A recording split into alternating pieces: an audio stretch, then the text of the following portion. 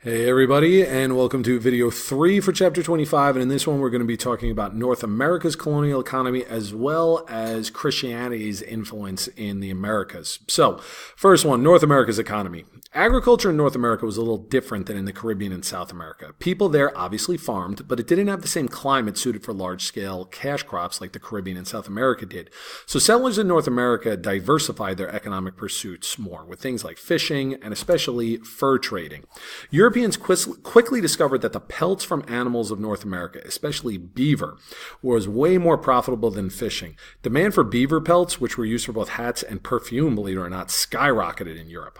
Fur hunting eventually would lead to widespread conflict, both between Europeans and other Europeans, like French versus English, but especially among Native American groups, because the Native Americans were in competition amongst each other to get all of the manufactured goods and gold that they could for the fur from the Europeans. As fur supplies became depleted, both Europeans and Native Americans pushed farther inland looking for animals, often coming into conflict with the indigenous residents of those lands. But the lure of profit was great enough that it was worth the violence. North American colonists didn't make all their money from furs, though. They did engage in the cultivation of some cash crops, namely tobacco. Now, tobacco was especially popular in the English colonies of Virginia and the Carolinas, right? That's where Tobacco Road is in North Carolina that connects Duke and the University of North Carolina. The plant was already widely used by Native Americans throughout many parts of the Americas. In fact, the word tobacco comes from the Taino word tobago, which was a pipe they used to smoke it in the Caribbean with Columbus. Tobacco has the addictive substance nicotine, so demand for tobacco increased exponentially after it was introduced to Europe in the early 1600s. It was soon exported to Europe, Asia, even Africa, right? So you saw signs like this about selling tobacco in markets all over the world. Now, tobacco cultivation requires labor, and while it wasn't nearly as widespread as it was in the Caribbean and South American colonies, forced labor in North America did exist. There were two main kinds of forced labor. The first one, indentured servitude. Indentured servitude is when someone sells themselves into a form of servitude in order to pay off a debt or expense. In this case, people who had very little prospects back in Europe would get passage to the Americas in exchange for working off the debt when they arrived. So you'd see signs like this: wanted to go to the flourishing province of Maryland, indentured or redempted servants, and it would say 6 healthy men and so forth. They would pay for you to get over to the Americas, and then you would sign a contract for it for X amount of years to work off the payment of that debt. Typical service contracts lasted maybe 4 to 7 years, at which point the servants would hope to become independent planners or artisans themselves, kind of go into business. While indentured servitude was common in colonial North America, slavery did exist as well. English merchants were the first to bring Africans to North America. The first Africans brought to Virginia in 1619 were actually not chattel slaves, meaning owned as property for their entire lives. Many of them eventually gained their freedom. They were a little more similar to indentured servants. In 1661, though, Virginia law recognized Africans as slaves, and by the late 1600s, indentured servants were being replaced by slaves from Africa. All right, I hit that one too fast, but let's get to it now. Slave labor was more prominent in the Iberian colonies. It was never as prominent in North America, and this was mostly because the climate of North America was not as well suited to large-scale plantation agriculture. However, northern economies still benefited from it.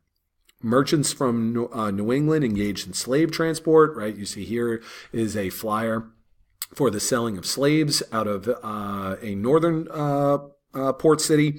And northern port cities benefited from the slave trade because they were selling the goods that were produced from slave labor, like sugar and rum and things of that nature. All right, Christianity in the Americas. One of the most important concepts when discussing history is cultural diffusion, right? We've talked about this a lot, the blending and mixing of cultural traditions and traits. The two most common ways cultural diffusion occurs are trade and conquest. And with European expansion in the Americas, you have both. Probably the biggest aspect of culture is religion. Christianity made its way across the Atlantic with all the merchants, conquistadors, fur traders, and indentured servants who sought to make the Americas their home. And this forever changed the indigenous people who had already lived there. First, let's talk about probably the most influential group in spreading Christianity throughout the Americas, and those are Spanish missionaries. Now, Spain was a Catholic kingdom, so naturally, priests traveled alongside conquistadors as representatives of Spanish authority. Priests of numerous orders campaigned to convert Native Americans conversions to Christianity. They often founded schools, and they learned the native languages in order to better ingratiate themselves into indigenous communities. As such, priests often served as valuable liaisons between the Native Americans and Spanish authorities.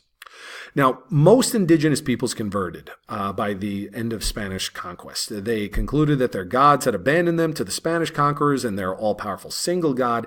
However, elements of the native religion survived. Native peoples worshipped idols of their old gods and found the worship of saints something they could assimilate this belief into.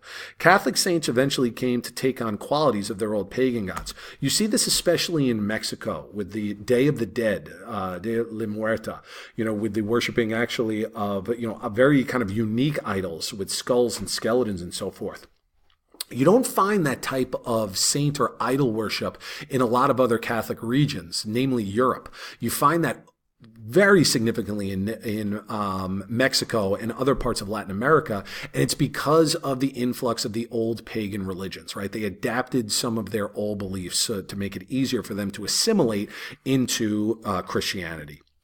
All right, so you've got the Spanish missionaries are pretty successful in converting Latin America and South America. It's why Roman Catholicism is still so strong there today.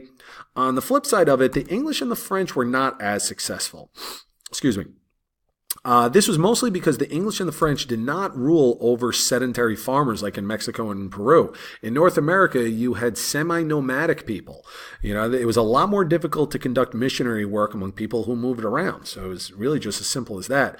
Also, the English didn't show a lot of interest in missionary work. They welcomed natives who wanted to convert, but they made little effort to spread the word, and they did not welcome native converts into their population. So even if a native became Christian, it did not mean that they would be accepted into English society. All right, so that was a quick one just to go over some stuff with North American economy and then about the influx of Christianity into the Americas. And then in the next and final video for this chapter, we're going to talk about European involvement in the Pacific.